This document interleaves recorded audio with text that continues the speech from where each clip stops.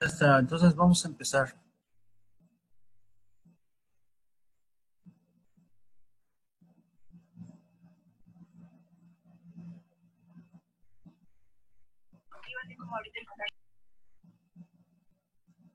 Muy bien, vamos a comenzar entonces. El día de hoy vamos a hablar sobre antibióticos, uso y manejo de antibióticos en odontología. Vamos a empezar con algunas definiciones, algunos conceptos generales. Lo primero que quisiera definir es qué es un antimicrobiano. Son términos que utilizamos con bastante frecuencia eh, y que de pronto confundimos bastante. Entonces, lo primero, ¿qué es un antimicrobiano? Un antimicrobiano es un producto químico o semisintético que mata o inhibe el crecimiento de los microorganismos. De hecho, perdón, también puede ser natural químico o semisintético, ¿sí? Que mata o inhibe el crecimiento de los microorganismos. Es un término bastante amplio que incluye todo, varios grupos de sustancias de uso farmacológico y sustancias de uso antiséptico. Vamos a ir definiendo en qué se clasifican estos antimicrobianos. El término general que podemos utilizar para todos estos es el antimicrobiano. Entonces, dentro de los antimicrobianos hay dos conceptos que se refieren a la capacidad que tienen estas sustancias, si son capaces de matar o solamente son capaces de inhibir. Y para ello se utiliza la terminación SIDA para el caso de los bactericidas, microbicidas, fungicidas, viricidas. Son agentes antimicrobianos que matan o destruyen de manera irreversible, en este caso el bactericida a las bacterias, el fungicida a los hongos, el viricida a los virus, el microbicida a los microbios en general. Entonces, el término, la terminación SIDA, básicamente se refiere a la destrucción o muerte total de las bacterias.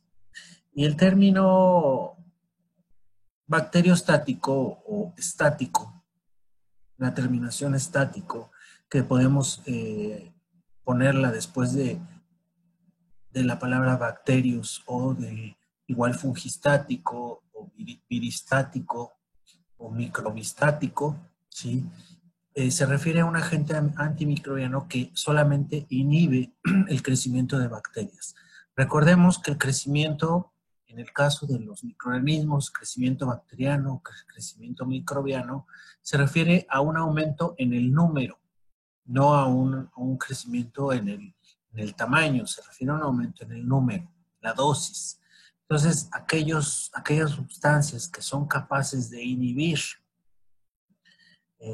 a los microorganismos se les considera microbiostáticos o bacteriostáticos para el caso de las bacterias.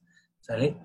¿Qué ventaja tendría el utilizar un bacteriostático o un bactericida? Pues aquí lo comento, ¿no? En el caso de los bacteriostáticos, ¿sí? Vamos a dar oportunidad de que el sistema inmune tenga un poco más de tiempo para eliminar al agente infeccioso. Regularmente los bacteriostáticos son de efecto reversible. Después de algún tiempo que retiramos la sustancia química, el fármaco, el microorganismo recupera su capacidad de crecimiento, de desarrollo. Alguien por ahí me podría decir, bueno, si tenemos bacteriostáticos, si tenemos bactericidas, pues ¿para qué utilizar los bacteriostáticos? ¿Por qué no mejor siempre utilizar un bactericida que sabemos que va a matar de manera irreversible a las bacterias? Esto no necesariamente es cierto y no necesariamente es válido. ¿Sí?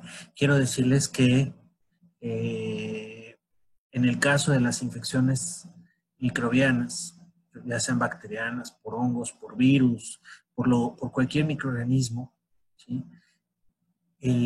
La resolución final siempre la va a llevar a cabo el sistema inmunológico. ¿sí? Por mucho que nosotros tengamos un arsenal de fármacos, un arsenal de antimicrobianos, en este caso, lo único que vamos a estar haciendo es ayudarle al cuerpo para que sea capaz de defenderse por sí mismo y que al final termine, ¿sí?, con ese problema infeccioso a través de la respuesta inmunológica.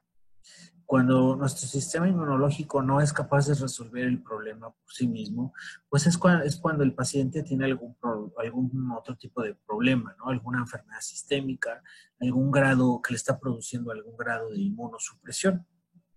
Regularmente las infecciones, y eso quiero que lo anoten así en el fondo de su mente, ¿sí? Y que además lo tengan en un lugar donde lo puedan recordar con facilidad.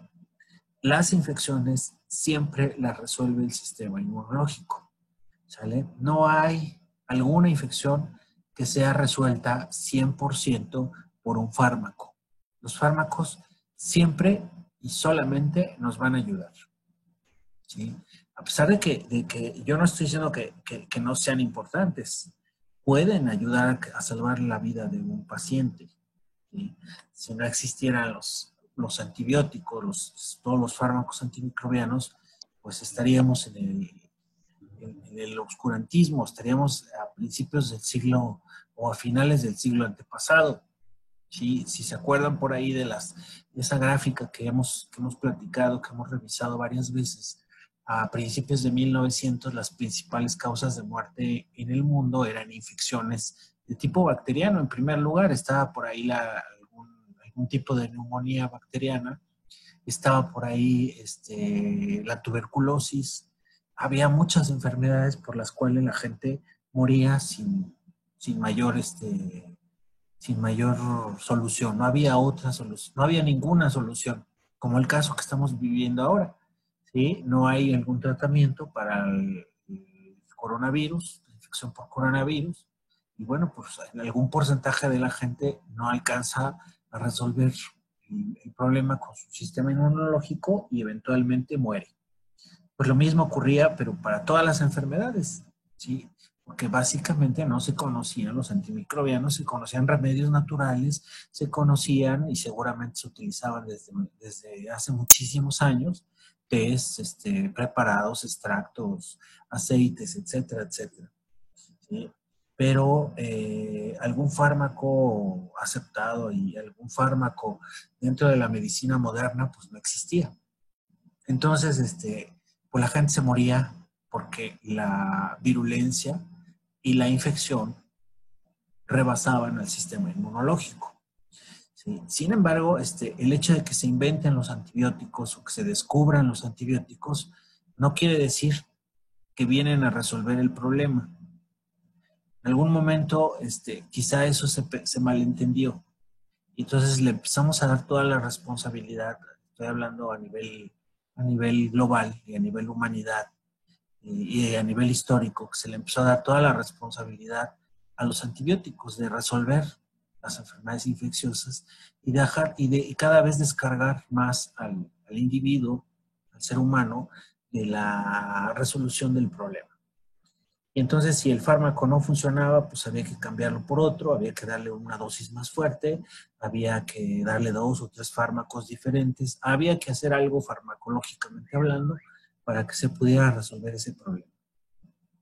Con el tiempo, la medicina se va dando cuenta que todos los fármacos antibióticos, antimicrobianos que existen, van a ayudar definitivamente, van a ayudar a restablecer la salud porque ayudan a bajar la dosis de tal manera que la dosis infecciosa sea manejable por el sistema inmunológico. Pero si no alcanza el antibiótico, no elimina cierto número de microorganismos, pues el sistema inmunológico no va a ser capaz de poder contra todas la dosis o toda la cantidad de microorganismos que está causando el problema. Pero finalmente, quien resuelve el problema infeccioso siempre va a ser el sistema inmunológico. Un ejemplo de esta situación es precisamente la infección por VIH. ¿Sí? La infección por VIH, que eventualmente llega a causar SIDA, el síndrome de inmunodeficiencia adquirida, pues hay una falla definitiva en la respuesta inmunitaria. Una falla por la cual el sistema no responde ante muchos agentes oportunistas, microorganismos que incluso en condiciones de normalidad o de salud, pues no causarían enfermedad en un paciente con VIH o con SIDA, si causan una enfermedad que llega a ser grave y que no se resuelve. A pesar de que se maneje esa infección con todos los antibióticos habidos y por haber y con todas las dosis y con todo lo que ustedes quieran, pues ese paciente va a morir por las infecciones asociadas, a menos de que se restaure, por lo menos de manera parcial, su sistema inmunológico, que es lo que hoy en día se ha conseguido bastante con las terapias antirretrovirales de alta o de gran actividad que se utilizan. Así es como se les denomina, terapias antirretrovirales de alta o de gran actividad. Entonces, estas están dirigidas a bajar las dosis infecciosas, las cuentas virales, las cargas virales. De esa manera, permite que el sistema inmunológico alcance otra vez a elevar sus niveles, ya que el VIH afecta específicamente a los linfocitos T de tipo CD4, que ya en algún momento les explicaré qué hacen exactamente estos linfocitos T CD4. Entonces, es un claro ejemplo donde podemos ver que las infecciones no las resuelven los antibióticos. Si eso fuera cierto, pues en el caso de los pacientes con VIH, pues a pesar de que su sistema inmunológico esté deteriorado, esté disminuido, esté completamente inmunodeprimido, pues no nos preocuparía tanto porque sabríamos que las infecciones las va a resolver un antibiótico. Sin embargo, a pesar de que tenemos gran cantidad de fármacos, las infecciones no las alcanza a resolver ninguno de estos antibióticos. Siempre las va a resolver de manera definitiva y además con una memoria inmunológica el sistema inmunológico a través de la generación de anticuerpos. Entonces, dicho lo anterior, pues la respuesta inmunitaria es muy importante, no la vamos a anular. No la vamos a anular de la ecuación, que de pronto llegamos a pensar que así es, y ese es el gran error que se comete hoy en día en la medicina clínica y en la odontología. Pensar que las infecciones van a ser resueltas en un 100% por un fármaco, quitando de la ecuación al sistema inmunológico, no dándole el valor que tiene tan elevado, porque finalmente es quien resuelve el problema. Entonces, cuando utilizamos bacteriostáticos o microbiostáticos, pues le vamos a dar oportunidad de que ese sistema inmunológico reaccione. ¿Sale? Si utilizamos estos fármacos en una dosis más elevada, llegan a tener un efecto irreversible y a convertirse en bactericidas. ¿Sí? Pero de entrada son bacteriostáticos. Otro término importante es el término de espectro antimicrobiano. ¿Qué es el espectro antimicrobiano? Es la diversidad de microorganismos que mueren o que resultan dañados por el antibiótico, por el antimicrobiano. Aquí tenemos una clasificación. La más simple es amplio espectro y reducido espectro. Hay por ahí otra clasificación en 3 que dice amplio, intermedio y reducido. Básicamente la que más se utiliza es amplio y reducido, ¿sí? Incluyendo en el reducido tanto el intermedio como el bajo, ¿vale? No hay tanta diferencia entre un espectro intermedio y un espectro bajo. Pero ¿a qué se refiere esto del espectro? Pues a la diversidad. Un amplio espectro va a tener la capacidad, en el caso de un antibiótico, de algo que va contra bacterias, pues de matar, destruir, inhibir, tener un efecto sobre bacterias de varios tipos, bacterias gram positivas, bacterias gram negativas, bacterias aerobias, bacterias anaerobias, ya sean facultativas o estrictas, o incluso bacterias que no se tiñan con gram, a lo mejor no son ni gram positivas ni tampoco gram negativas. Va a incluir, a lo mejor recuerda su morfología, tanto a cocos como a bacilos, como a espirilos, etc. Es un amplio espectro, como lo dice su nombre. Y el espectro intermedio regularmente va a afectar a géneros completos. A lo mejor es un antibiótico eficiente para todo el género de los estreptococos. Y eso le da un espectro intermedio, pero no es capaz de eliminar a un enterococo, por ejemplo, o a un estafilococo, o algún actinomyces, etcétera, ¿no? Entonces, tiene un espectro bastante grande, pero no lo suficientemente amplio como para abarcar diferentes géneros, diferentes especies y diferentes tipos de bacterias. Ese sería un espectro intermedio.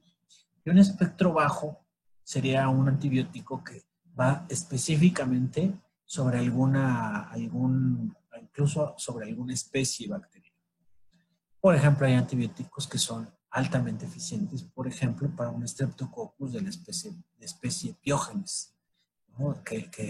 Ha sido y sigue siendo y ha sido a través de la historia de la humanidad un dolor de cabeza, ¿no? para la medicina. Entonces, con tener un antibiótico que es altamente eficiente para esa bacteria en específico, si yo tengo la certeza de que esa bacteria es la que está en ese cuadro infeccioso, pues no me importa, ¿sí? Voy a utilizar ese antibiótico aunque sea de bajo espectro.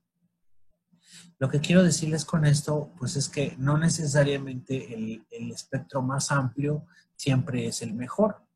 De hecho, entre más bajo sea el espectro, su capacidad de potencia, su potencia es mayor.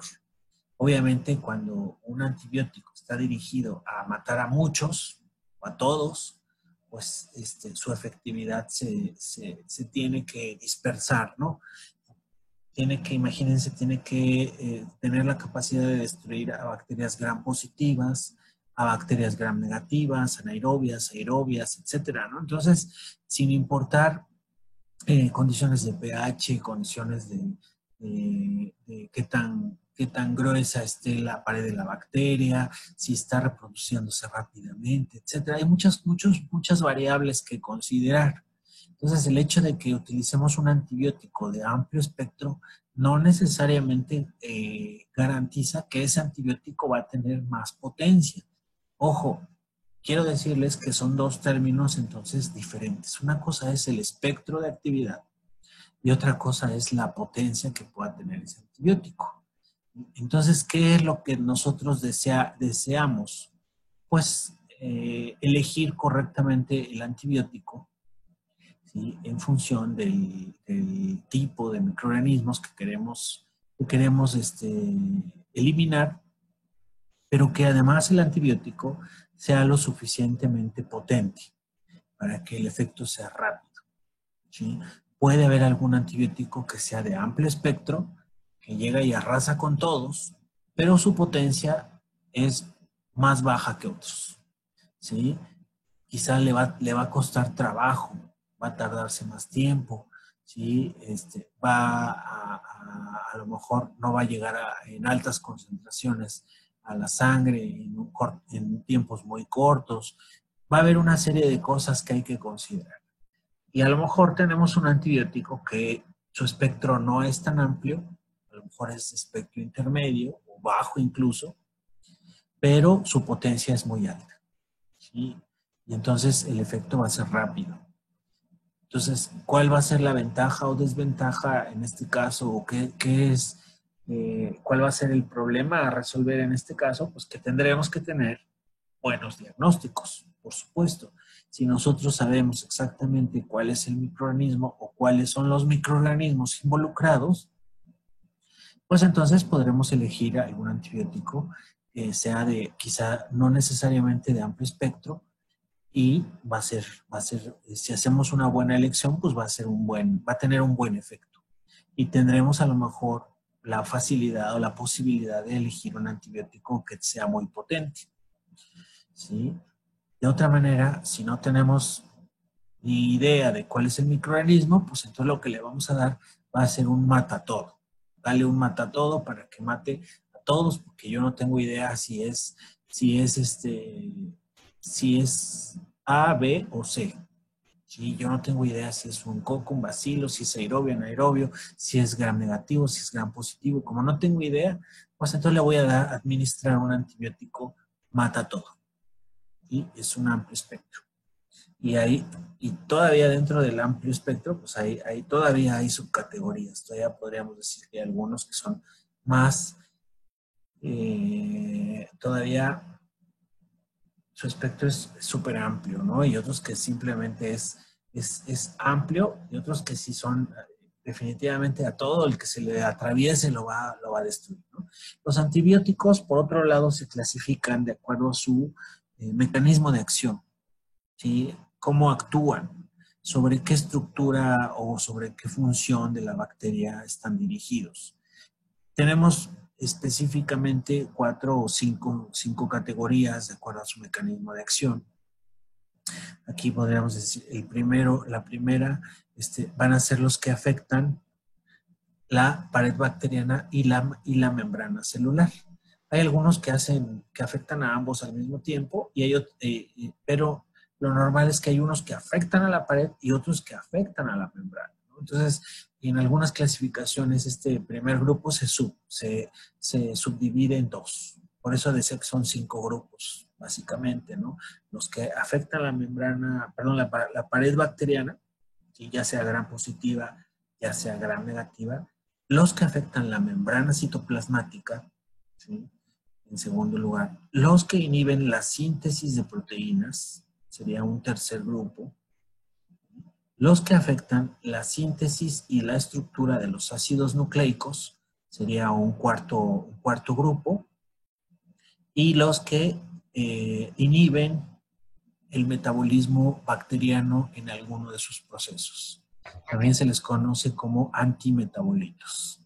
Sería un quinto grupo. Entonces vamos a repasarlo. Esto es muy importante. Creo que esta es una base de entender el manejo correcto de los antibióticos, es conocer los mecanismos de acción.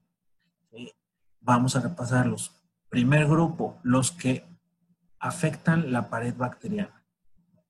2, los que afectan la membrana citoplasmática.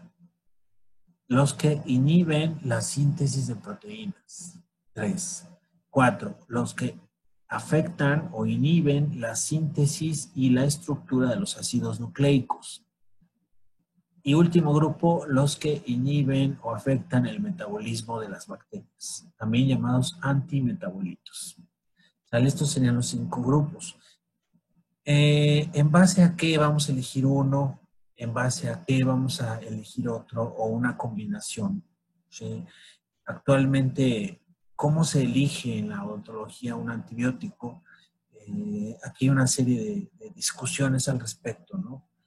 Lamentablemente hay algunos aspectos, pues no muy científicos, que en las últimas décadas han ido centrando la atención de la elección de los antibióticos, ¿sí? Y básicamente, bueno, es en primer lugar la imitación, ¿sí? Sobre todo estoy hablando de odontología, pero también ocurre en medicina, y hay que decirlo, que los médicos, aunque tienen una preparación más amplia en farmacología, y eso hay que decirlo, hay que reconocerlo, llevan un curso completo de microbiología. En algunas carreras, en algunas universidades es de un semestre, en algunas universidades es de un año, la microbiología que llevan, o a veces la llevan dividida, llevan micro general, luego llevan bacteriología, luego llevan parasitología, luego llevan micología, luego llevan virología. Entonces llegan a ser hasta 4 o 5 semestres de estudio de microbiología. Y a esto sumémosle que llevan un semestre o 2 semestres de farmacología básica. De pronto llevan en algunas carreras, algunas universidades cursan algunas otras materias de farmacoterapéutica, por ejemplo.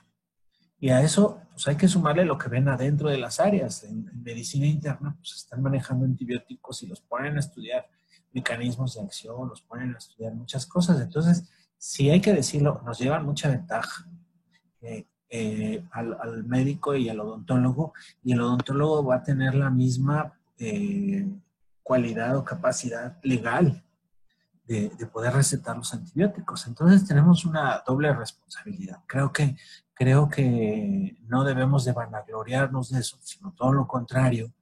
Es algo, por lo menos en mi carrera y en lo que a mí me corresponde, pues llevo muchos años luchando porque este es un área, la microbiología, la farmacología, son áreas que deberían de tener más tiempo en la carrera, que les debería de dar más valor.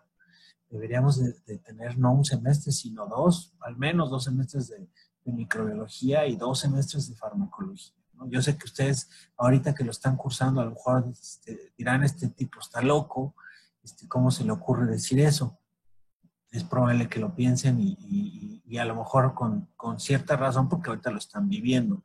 Pero al paso del tiempo, cuando se presentan los casos y cuando empiezan a meter la pata y a regarla y a causar un montón de problemas y a tener complicaciones con los pacientes, pues entonces es cuando algunos que tienen un grado importante de conciencia, pues se dan de topes y dicen, es que no, me faltó, no lo conozco, no alcancé a estudiarlo, no me lo enseñaron, o no fue suficiente. Entonces la invitación que yo les hago, pues es que este es un área, este es un tema que tendrán que estar actualizando, que tendrán que estar estudiando, que tendrán que estar repasando constantemente, y además al que le tendrán que ir sumando su propia experiencia. Ojo, experiencia no es tradición, ¿sí? Experiencia no es imitación tampoco, ni recomendación, porque a veces con el tiempo estos se empiezan a tergiversar y a confundir estos conceptos, ¿no? Entonces, el odontólogo de pronto pues receta amoxicilina o ampicilina, muchos años, décadas enteras recetó la ampicilina, la eritromicina, porque pues era lo que se usaba, lo que estaba de moda, lo que recetaban todos y lo que me enseñaron en la escuela, ¿sí? Entonces, se queda ese concepto y yo empiezo a recetar de manera mecánica recetas de cocina, ¿no? Básicamente, así, tengo mi recetita y está el antibiótico a tal dosis, tómese una cada tantas horas durante tantos días. Y no todos los casos son iguales, no todos los diagnósticos son iguales, no todos los pacientes son iguales. Entonces, la invitación es que para tener un buen manejo farmacológico, pues tendremos que ampliar muchísimo la información que yo les voy a dar, la información que van a recibir en farmacología aún va a ser corta. Entonces, tendrán ustedes que ampliar esa información y la mejor forma es irlo ampliando al momento de usar los antibióticos y al momento de utilizarlos, del tener un paciente que lo van a medicar, en ese momento hagan una ficha de paciente, vayan llevando una bitácora donde anoten las características del caso clínico, las características de ese paciente, de su cuadro clínico, y qué tratamiento eligieron y por qué, durante cuántos días y a qué dosis, y cómo resolvió ese paciente. ¿Resolvió rápido? ¿Tardó en resolver? ¿No resolvió? ¿Tuve que cambiarle a los 2, 3, 4 días el antibiótico? ¿Regresó? ¿No regresó? Todo eso tendrán que documentarlo para ir detectando en qué se equivocan y lo vayan mejorando, ¿sí? Y no se trata de mejorarlo. Algunas cosas se va a tratar de mejorar sus intenciones, de mejorar sus conductas, pero muchas otras es mejorar en que se pongan a estudiar, ¿sí? Que se pongan a estudiar más y que analicen mecanismos de acción y qué bacterias había en ese cuadro infeccioso. Si no lo saben en ese momento, pues vayan y búsquenlo y documentenlo. Y vayan haciendo una bitácora de casos clínicos personal. Al paso del tiempo, en unos cuantos años, esa bitácora les dará muchísima experiencia. Y esa es la única manera que yo podría decir que se están basando en experiencia clínica, ¿vale? La experiencia no documentada, ¿sí? Así sea un dentista de muchísimos años, si no lo documentan, al menos en una bitácora y lo van anotando, pues tendrían que tener una memoria de elefante, ¿no? Como para decir, hacer un comparativo de quizá 10, 20, 30, 40, 50 esquemas diferentes utilizados a lo largo de 5 años en diferentes cuadros infecciosos. Creo que no es objetivo. ¿sí? El decir es que el doctor es muy bueno y ya tiene muchos años de experiencia, pero si no la ha documentado nunca, pues eso ya le resta dos rayitas, ¿no? Entonces, mi recomendación es que la vayan documentando, su propia experiencia. Pero no solo eso, hoy en día, pues a eso tendremos que sumarle la odontología, la medicina basada en la evidencia, ¿no? El estar buscando información, el estar revisando las guías clínicas, ¿sí? Que se están publicando constantemente en las diferentes áreas de la medicina. En la odontología, por supuesto, no es la excepción. Se están publicando las guías clínicas, tanto de la Asociación Dental Americana, como de la Asociación Americana de Periodoncia, como de la Asociación de Endodoncia, algunas nacionales, algunas internacionales. Aquí mi recomendación hasta hoy, pues es que se basen principalmente en las internacionales. Las nacionales no se revisan de pronto con tanta frecuencia y no es que estén mal hechas ni que sean malas, de pronto no se revisan y no se actualizan con la misma frecuencia que quizá lo puede hacer la Asociación Dental Americana, por ejemplo, que es una de las guías tal vez más importantes en la que podemos basarnos.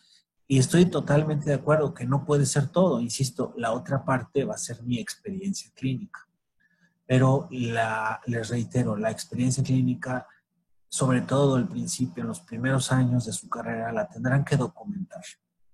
Si no, se quedará todo en una mera, eh, pues en una mera cuestión, en una casuística no documentada pues no nos proporciona ningún grado de evidencia, mínimo ni siquiera, ¿no? Entonces, esa es mi invitación. De pronto, utilizamos mucho por duda, ¿no? Por si acaso le voy a dar un antibiótico, ¿no? No vaya a ser que se infecte, ¿no? Entonces, eso tampoco hay que hacerlo. Hay que tener fe en los tratamientos que hacen.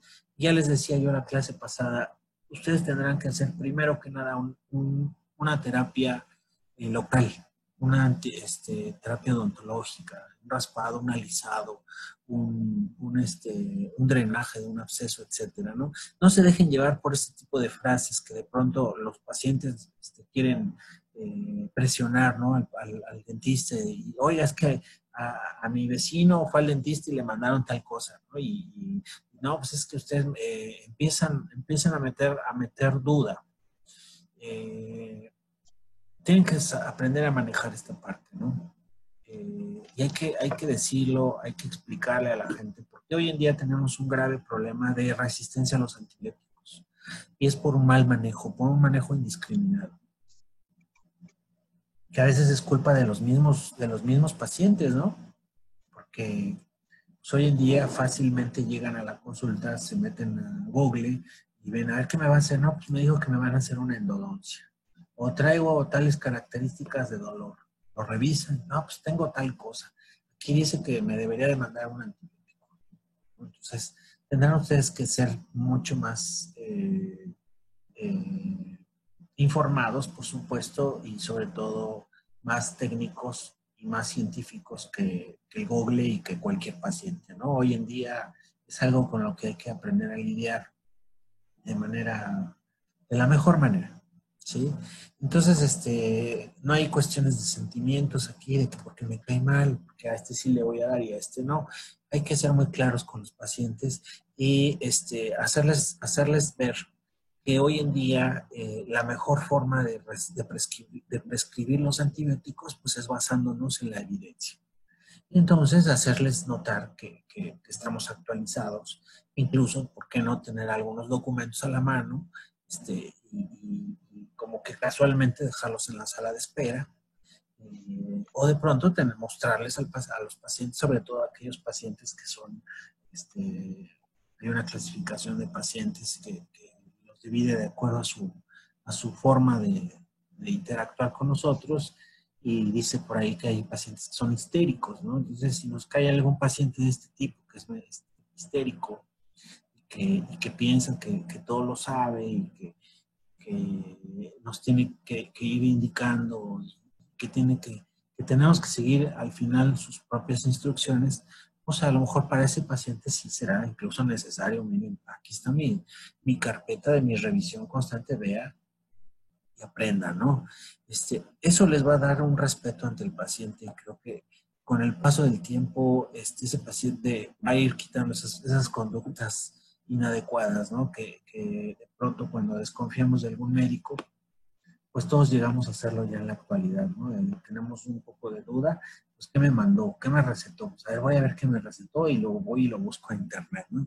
Entonces, cuando el paciente es perdón, cuando el profesionista, llámese médico o llámese odontólogo, es lo suficientemente humano pero además ético y además está bien informado y se anticipa a lo que va a pasar y me dice, sabe que usted trae una infección con tales y tales características y esto va a evolucionar de esta manera. Hoy va a sentir esto, mañana va a sentir esto, pasado mañana va a resolverse de esta manera. Le voy a hacer esto y va a escuchar tal cosa y va a sentir una pequeña molestia y le va a doler tantito y va a salir un olorcito y va a escuchar tal sonido. Cuando nosotros nos anticipamos a todo eso, pues el paciente empieza a darnos con otros ojos, ¿no? De decir, ah, este doctor sí sabe lo que me está haciendo, sabe lo que va a pasar, predice el comportamiento de sus tratamientos, ¿no? Entonces creo que esa es una de las herramientas que debemos de utilizar más hoy en día. Sí, en odontología, la prescripción de los antibióticos, como dice aquí, de uso sistémico, es un tanto limitada. ¿Sí? La mayoría de los procedimientos requieren intervenciones operatorias y medidas de higiene. Está bien determinado que la mayoría de los procesos odontológicos son primeramente tratados de manera odontológica y de manera secundaria los antibióticos nos ayudan, ¿no? Entonces, hay por ahí varios documentos. Yo aquí en esta presentación les dejo algunos datos. Quizá en las últimas 2 décadas, no ha cambiado mucho el tema de la eficacia de los antibióticos. Seguimos usando casi los mismos antibióticos con medianamente los mismos resultados. ¿Sí? ¿Qué quiero decir con esto? Que sí se está incrementando de manera importantísima la resistencia a los antibióticos, pero ya no tenemos como mucha gama de antibióticos de dónde más echar mano.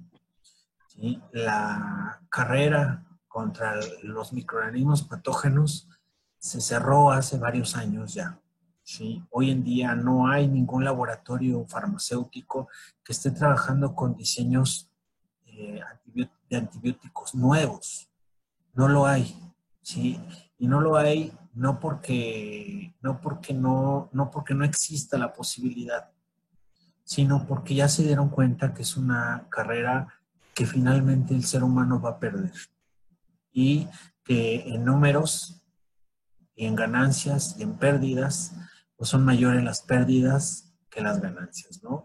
Los microorganismos van un paso adelante y hoy en día está aumentando la resistencia a los antibióticos y aunque se desarrolle un antibiótico muy potente, no tarda una década o unos cuantos años ahora en que rápidamente los microorganismos generan resistencia, ¿no? Están avanzando rápidamente en este sentido, porque durante décadas y décadas los hemos tratado mal a los microorganismos utilizando estos antibióticos y sobre todo lo hemos hecho de manera inadecuada y de manera indiscriminada.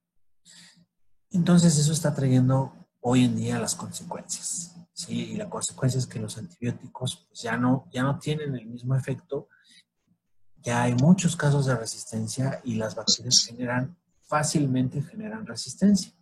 Entonces, les repito, hace algunos años que la industria farmacéutica se dio cuenta que no tenía sentido estar generando nuevos antibióticos si al cabo de unos cuantos años las bacterias iban a volverse resistentes. Entonces, se está trabajando con modificar algunos diseños de los ya existentes.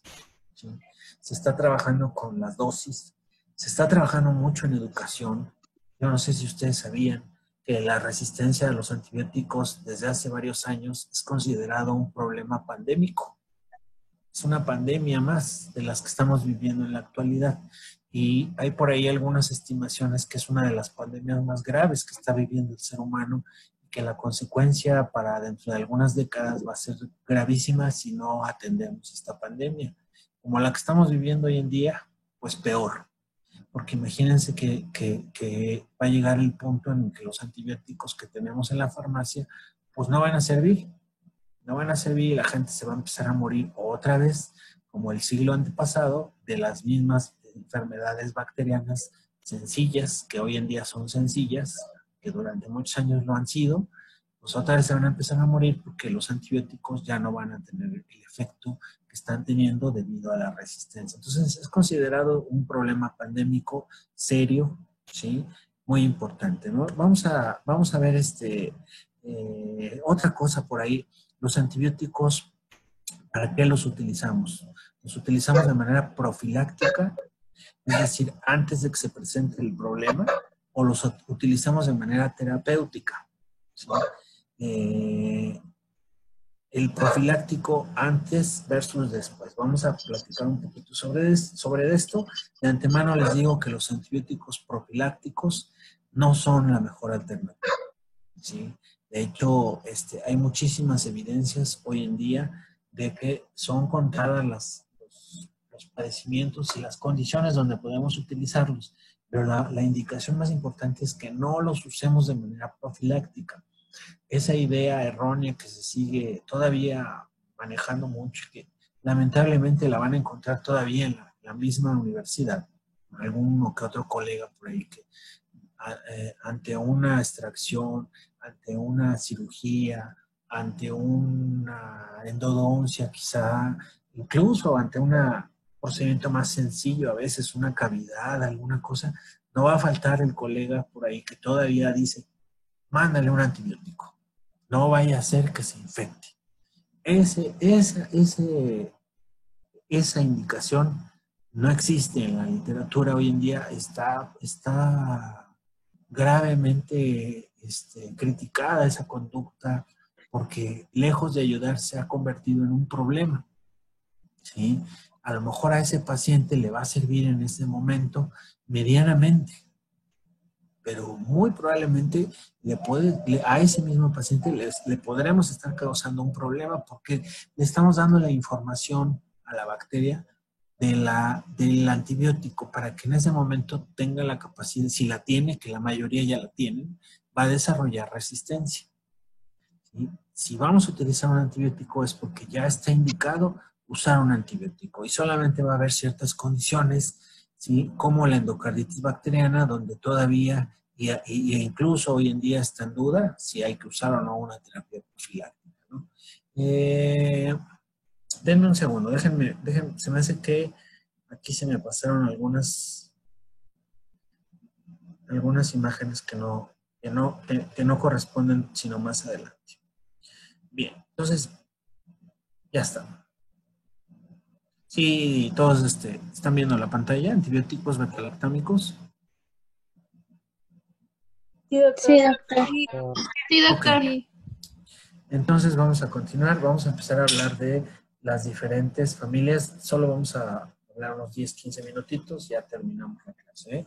Entonces, los antibióticos, vamos a empezar con, comentábamos que estas son las familias, los que afectan la pared bacteriana, los que afectan la membrana citoplasmática, los que inhiben la síntesis de proteínas, los que inhiben la síntesis y estructura de ácidos nucleicos y los que alteran o inhiben el metabolismo. Vamos a empezar con los primeros que son los que inhiben o alteran la pared bacteriana. Son los antibióticos más utilizados en medicina y en odontología. Y a este grupo o a este mecanismo de acción pertenece la gran familia de los antibióticos beta-lactámicos, que siguen siendo hoy en día los más utilizados por los médicos y por los odontólogos. Van a ser la primera línea de elección para la mayoría de los procedimientos clínicos en odontología y para muchos en medicina son nuestra primera línea de batalla. Entonces tenemos que comprenderlos y tenemos que tenerlos muy claro. ¿Cómo actúa esta gran familia de los antibióticos beta-lactámicos? Todos actúan igual, inhiben la síntesis de la pared celular, de la pared bacteriana. Su mecanismo de acción específicamente es inhibiendo uno de los procesos finales de la síntesis de la pared bacteriana. Si recordamos rápidamente, la pared bacteriana está conformada, tanto la gram positiva como la gram negativa. Uno de los componentes esenciales es la mureína o peptidoglicano. Recuerden que en la gram positiva hay muchísimo más cantidad de peptidoglicano que en la gram negativa. Sin embargo, en ambos tipos de pared es un elemento estructural fundamental. Entonces, una de las últimas fases de la síntesis de la pared bacteriana es precisamente el entrecruzamiento de las moléculas de peptidoglicano. Aquí podemos ver la molécula de peptidoglicano que está formada por dos azúcares, N-acetilglucosamina, ¿sí?, unida en enlaces lineales con un ácido N-acetilmurámico y que en uno de sus extremos tiene una cadena de 4 o de 5 aminoácidos. En esas cadenas de aminoácidos es donde se da un enlace con la siguiente molécula de peptidoglicano. Aquí lo podemos ver. Está representado de esta manera. Realmente los enlaces ocurren entre una molécula y la que se encuentre abajo, arriba, adelante o atrás. ¿Sí? Aquí nos lo representan, incluso que estos enlaces se pueden dar con las moléculas subsecuentes. ¿Sí? Realmente puede ocurrir este enlace en todos estos sentidos. Entonces, esta cadena corta de aminoácidos se entrecruza con otra cadena corta de 4 o 5 aminoácidos de otra de las moléculas de mureína. ¿Sí? Y a este enlace se le llama transpeptidación. Déjenme ver si traigo otra imagen. No, aquí no traigo. A la próxima les traigo otra imagen. Entonces, aquí tenemos la molécula lineal del polímero, que es el peptidoglicano, también llamado mureína, conformado por dos azúcares. Primer azúcar, N-acetilglucosamina, enlazado linealmente con el segundo azúcar, que es el ácido N-acetilmurámico, y así sucesivamente va a formar cadenas lineales múltiples. En el caso de una pared gram positiva puede tener 300, 400 capas de peptidoglicano. Pero lo decíamos en algún momento cuando revisábamos el tema de pared bacteriana. Podríamos tener todos aquí los polímeros, que serían como los ladrillos, pero si esos ladrillos no están unidos con cemento, con un pegamento adecuado, con las capas de abajo, con las capas de adelante, con las capas de atrás, pues entonces eventualmente va a quedar débil y se puede caer. Se puede afectar su estructura, ¿no? Entonces, ese pegamento o ese enlace entre una molécula de mureína y otra, también acuérdense que mureína y peptidoglicano es lo mismo, ese enlace entre una molécula y otra se conoce con el nombre, repito, de transpeptidación. Y es el enlace que se da entre una cadena de aminoácidos de esta molécula de peptidoglicano y otra molécula de peptidoglicano y su enlace de 4 o 5 aminoácidos. Aquí están, ¿no? Aquí están sus aminoácidos, aquí están sus aminoácidos, se enlazan unos con otros. Este enlace se llama transpeptidación. ¿Quién lleva a cabo la transpeptidación? Pues un grupo de enzimas que se llama transpeptidasas. Son las responsables de la unión cruzada y hay algunos otros de la misma familia como las carboxipeptidasas. Vamos a dejarlo así ahorita. Entonces, los antibióticos beta-lactámicos se unen a estas enzimas para evitar que se lleve a cabo este entrecruzamiento. Entonces, ¿qué es lo que pasa? Aquí tenemos un esquema.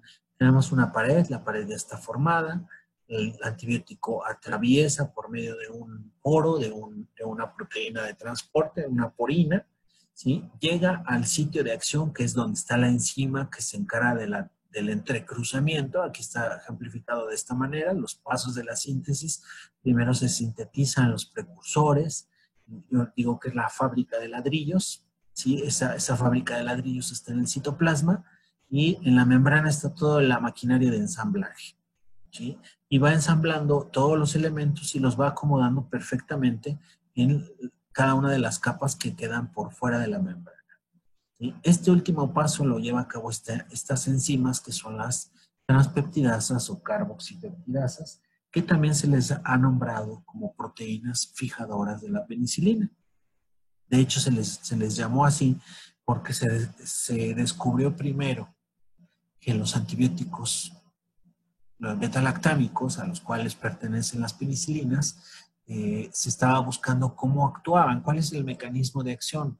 Primero, fíjense qué curioso, primero se descubre el antibiótico, se descubre su efecto, se empieza a utilizar, pero molecularmente no se sabía cómo funcionaba. Entonces, con el paso del tiempo, los investigadores empiezan a buscar, a ver qué hace ese antibiótico, cómo es que actúa, cómo es que mata las bacterias. Sí, es un producto natural. El primer antibiótico, el primer antibiótico descubierto de origen natural, pues fueron las penicilinas y son de origen natural. Las forma un hongo, el Penicillium notatum.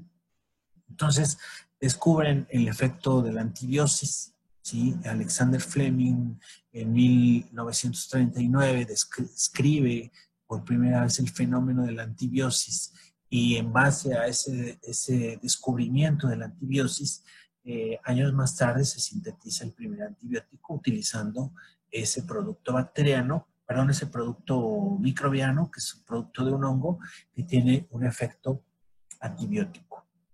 Entonces, primero se descubre eso, entonces empiezan a investigar cómo es que actúa. Vamos a estudiar cómo es que actúa, vamos a darle seguimiento y se dan cuenta que el antibiótico llega y se pega a esta proteína. Entonces la nombran la proteína fijadora de la penicilina y con el tiempo la siguen estudiando y se dan cuenta, se percatan de que esa proteína, su función es llevar a cabo el ensamblaje de las moléculas de peptidoglicano. Específicamente el entrecruzamiento, el cual es denominado transpeptidación. Entonces, mecanismo de acción de los antibióticos beta-lactámicos. Todos los antibióticos beta-lactámicos actúan igual, inhiben la acción de las transpeptidasas. ¿Sí? Algunos, ¿sí?, lo hacen en diferentes niveles. Las transpeptidasas, como ya les dije ahorita, también se les ha nombrado proteínas fijadoras de la penicilina. Aquí por sus siglas en inglés es PBP, es como más se conoce, ¿sí? Por sus siglas en inglés, PBP, ¿sí? En castellano se llama proteínas fijadoras de la penicilina, ¿sí? PFP, ¿vale? Entonces, hay varias familias de estas proteínas fijadoras de la penicilina y bueno, algunas son de tipo transpeptidasa, se encargan de dar la estructura a la pared bacteriana, del ensamblaje, ¿sí? Algunas otras tienen funciones todavía más específicas en la estructura tridimensional de la pared bacteriana y son de tipo carboxipeptidasa. Sus enlaces químicamente hablando son un tanto diferentes, pero una bacteria puede tener hoy se sabe que hasta 9 familias diferentes de PBPs. Entonces, si el antibiótico se une a una, a dos o a 3 de estas familias, pues será de amplio espectro. Y solamente se une a una o dos, pues es de un espectro intermedio o reducido. ¿Sale? Entonces, a eso se refieren las PBPs o las proteínas fijadoras de la penicilina que tienen esta función, son las que están en rojo y son inhibidas una vez que se les pega el antibiótico, ya no pueden llevar a cabo su función. ¿Y qué es lo que pasa? La bacteria se está multiplicando, se está replicando, se está dividiendo, perdón, está creciendo activamente. Y entonces necesita estar formando pared nueva, pared. Pero ¿qué pasa si llegan y está cerrada la planta de producción? Porque en la última de las etapas, pues está desconectado el proceso, ¿no? Pues entonces ya no se puede sintetizar la pared y las bacterias que van creciendo, que se están reproduciendo, empiezan a crecer con una pared defectuosa. Como consecuencia de esa pared defectuosa, la bacteria lo detecta y empieza a liberar una serie de enzimas autolíticas, algo similar a la apoptosis. La bacteria, al detectar que no va a ser viable, que su vida va a ser compleja, que no va a tener posibilidades de vivir, pues mejor empieza a liberar autolisinas. ¿Sí? Y aquellas que todavía, a pesar de esas autolisinas o que no liberan las autolisinas, llegan a crecer, pues esta pared literalmente no va a ser suficiente y explotan las bacterias. Acuérdense que lo veíamos, lo comentábamos, la pared bacteriana es el elemento estructural que le va a dar la fuerza, la rigidez, el soporte a la bacteria para contener todo lo que valga la redundancia, todo lo que contiene la bacteria en su interior, en su citoplasma, que son gran cantidad de proteínas, hay mucha actividad, hay muchos componentes. Todo eso va a estar contenido por una pared, ¿sí? Como si fuera la pared de un globo. Y les decía, si esa pared es defectuosa, pues, ¿qué pasa con el globo? Pues se revienta y todo el contenido sale disparado, ¿no? Sale, básicamente la bacteria explota. Por lo tanto, todos estos antibióticos van a ser bactericidas. Su efecto va a ser muerte, va a ser destrucción de la bacteria porque no es viable, explota, cuando su pared es delgada, cuando su pared es defectuosa. Además, se activan las autolisinas, la bacteria se autodestruye porque no va a ser viable y va a explotar. La bacteria literalmente explota. Entonces, el proceso es irreversible, completamente irreversible.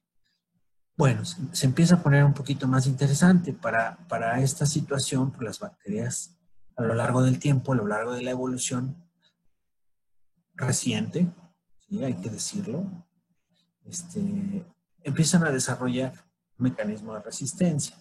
Y entonces empiezan a producir unas enzimas que inactiven al antibiótico antes de que éste llegue a su sitio de acción, ¿no? Y aquí tenemos estas enzimas, se llaman enzimas beta-lactámicas.